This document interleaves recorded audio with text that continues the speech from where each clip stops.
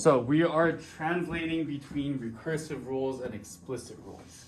And this concept is fairly simple, but there are a lot of variables, there are a lot of letters that we're dealing with, and a lot of formulas that we're dealing with. So it's a little easy to get caught up in which formula we're using and kind of the letters and variables that are involved. But once we figure it out and kind of get used to the patterns here, it's not too bad. When we're changing explicit rules to recursive rules, we need to identify our first term, which is our A1, and our common difference, or our ratio. Once we have those pieces, we can kind of start rearranging them. So we talked about recursive rules yesterday, and that's where we had that really long equation. We're identifying our first term and our common difference or common ratio. Our explicit rules were the rules that we've been dealing with for a while now. So let me write these guys out. I'm going to use the letter A for arithmetic. And hopefully that makes sense. Yeah. So A is arithmetic. When we have an arithmetic equation, it's written like this. We have AN equals A1 plus N minus 1 times D. And we've been working with this for a while now, yeah? So we're all fairly familiar with it. A1 stands for first term, and D stands for my common difference. What's the denominator? Common difference and our first term. So if I wanted to write the recursive rule, it's going to look like this. We have A1 equals something. I'm running out of space. Sorry, I'm going to move this just a little bit because I have no room.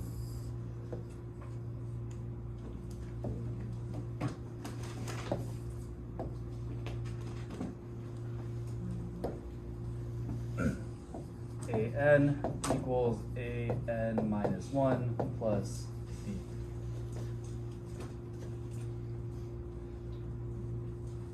And again, this stuff looks pretty crazy because there's a lot of N's, there's a lot of 1's, there's a lot of A's. But the nice thing is the only two things that we're worried about and the only two things we're plugging in is our first term and our common difference. Meaning that when I'm writing this out, this is the only thing I need to replace on these equations, this being my first term. And the only other thing I need to replace is my common difference.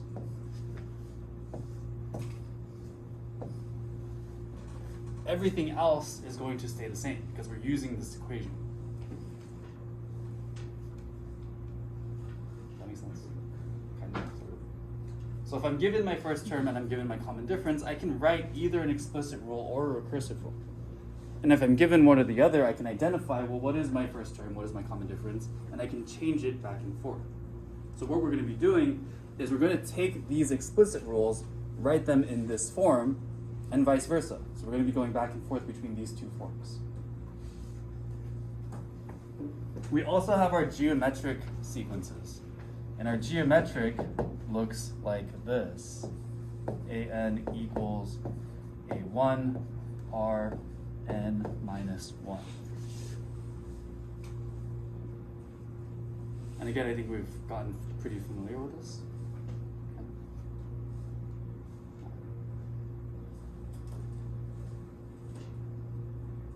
And a recursive rule looks like this. A1 equals something. AN equals R times AN minus 1.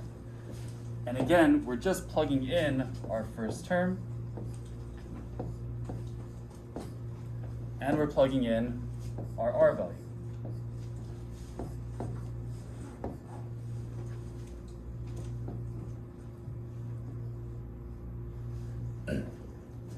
Apart from that, we're just copying this formula. Does that make sense? Kind of, sort of.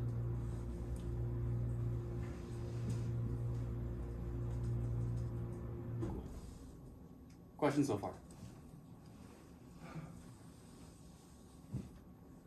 So the first thing we want to figure out is what is our sequence? Is it arithmetic? Is it geometric? Once we figure out what that is, we just need to find our first term, our common difference, and we can plug those guys in. So let's take a look at an example with some numbers, and it might make some more sense. I'm going to do these examples out of order, just because I want to stick with arithmetic first, and then move to geometric next. Does that make sense? So this first example, 3a, is this arithmetic or geometric? We're changing this from explicit to recursive. So this is an explicit rule right now. And does this equation look like this top one or this bottom one? Yeah, it looks like the one on top, right? Just to kind of clarify this, does this one look like the top one or the bottom one? Bottom one, we can tell by that exponent, right? They have that n minus 1 as the exponent. This one does not. So this is going to be arithmetic. So we're going to be working with these two equations here. We're going to start with explicit, and we're going to change it to our recursive. So I want to figure out what is my first term and what is my common difference. Taking a look at this, does this tell me what my first term is right off the bat? Not quite. They kind of simplified this already. So since I don't know my first term, I need to plug in 1. 1 will give me my first term, right? If I plug in 1, that's the first number. So let's plug in 1 to this equation. I have -6 plus 8 times 1, because I'm looking for my first, looking for my first term.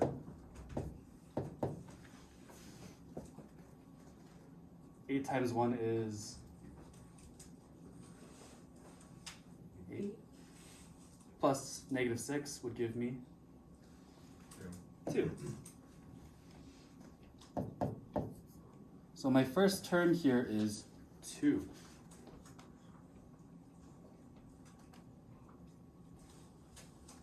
I also want to know what is my common difference. Well, if we look at our equation, in order to find our common difference, we need to multiply this guy times n, right? So whatever is being multiplied with n is our common difference. What's being multiplied with n in this case? 8. So this guy is our common difference. Just this 8 right here. Now that I have my first term and my common difference, I can write my recursive rule by plugging in first term, common difference. The rest of the equation is just going to be the equation. So it should look like this. an equals, what's my first term? 2. Comma. an equals an minus 1. And what's my common difference?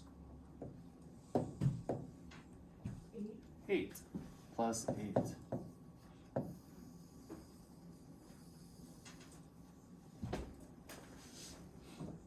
And I'm finished. Not bad, right? So again, we're just rewriting these equations back and forth. Does that make sense? So this one requires a little bit of work to figure out our first term, but our common difference is given to us, so that's nice. And we can just plug into our equation. Questions so far?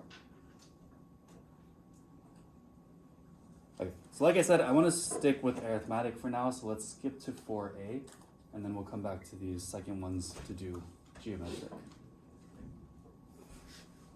So looking at 4a, this one is also arithmetic.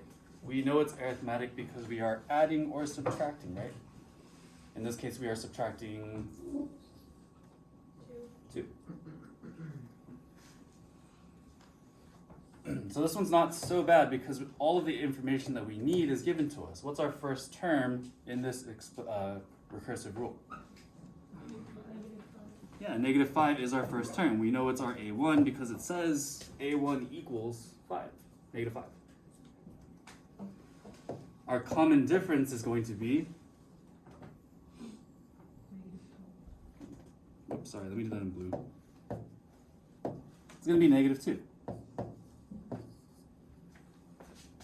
Now that we know our first term and our common difference, again, we can look back at this and we're writing our explicit rule. So now we're plugging in this term and this term. If I do that, I get an equals negative 5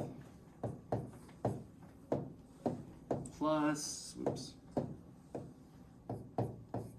n minus 1 times negative 2. And again, I'm just plugging into that equation that I have written up there.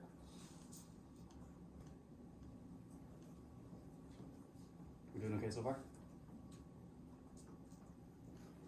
All right, arithmetic does require a little bit more work because we do need to clean this up a little bit. So we can clean it up by distributing and combining like terms.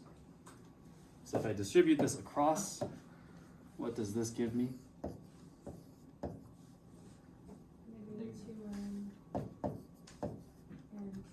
Plus 2.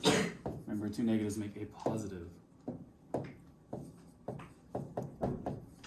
And we can combine our like terms. A couple things that I've been seeing as I've been teaching this. A lot of people are adding 5 to both sides of the equation here. Why doesn't that work?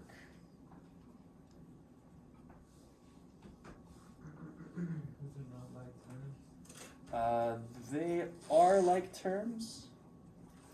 Are they on different sides of the equation? No, these guys are both on the same side, right? So we're not balancing the equation here, we're just combining them. So we're combining negative 5 and plus 2. So what is negative 5 plus 2? Negative 3. Negative 3. So our equation, our final answer is going to be negative 3 minus 2n.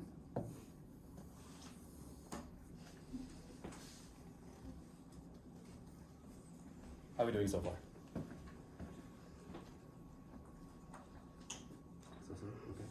Okay.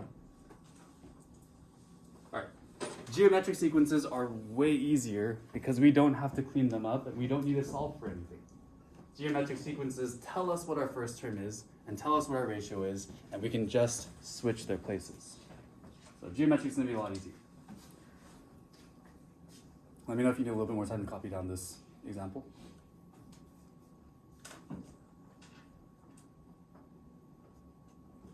Okay, so let's do this one up here. I'm switching this from our explicit rule to our recursive rule. And again, like I said, geometric's a lot easier because we can just identify these pieces.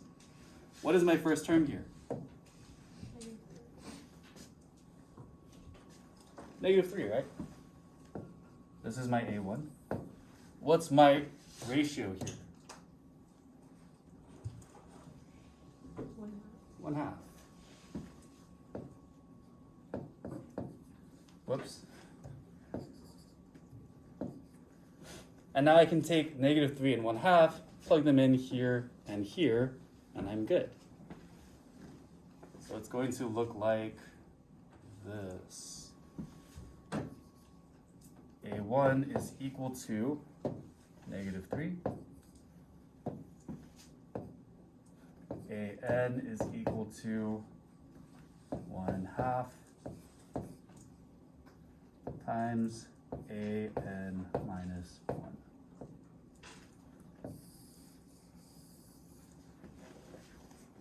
So this one's a lot easier, yes? Don't have to do any math for this, just plugging in numbers. See if we can figure out example 4, A again, B, on our own. So again, identify your first term, identify your ratio, and rewrite it as an explicit rule. So we're going to rewrite it as this rule here. Give you guys a minute, and then we'll go through it.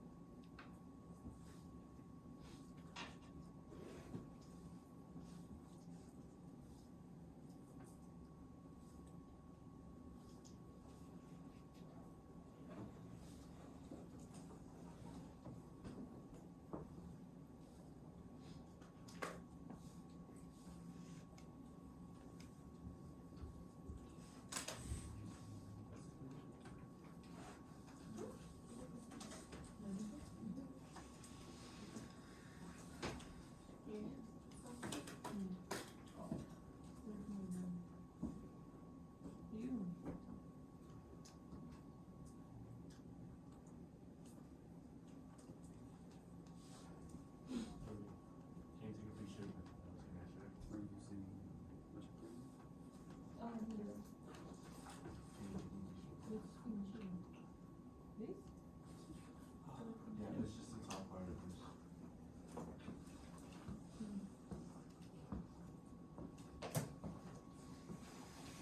What is just that? No, to go. Right there. We're switching from this one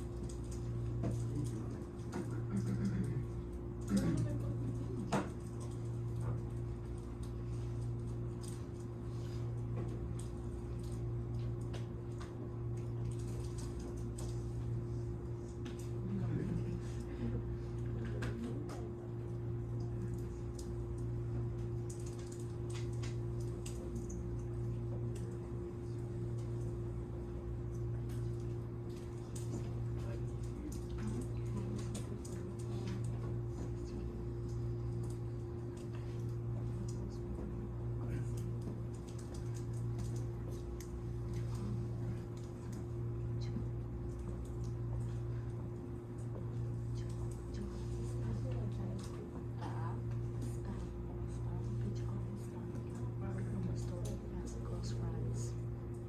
this one.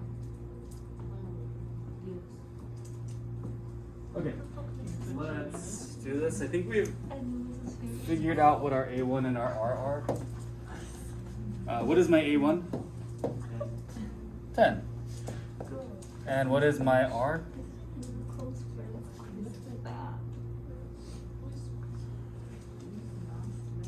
2, right? So we're changing it from this form to this form. So we're taking our 10, plugging it in here, taking our 2, plugging it in here. So our answer should look like AN equals, my first term is 10. My R value is 2. And we raise this to the n minus 1 power. Does this make sense? You sure?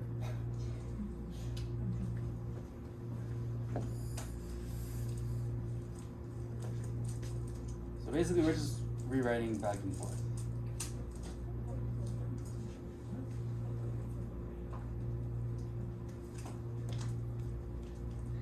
Questions on this?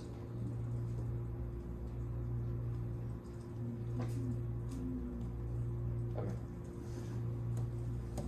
Don't forget to write a summary. This is the end of this notes, so if you want to turn these in now, you can. They are due on Friday. Just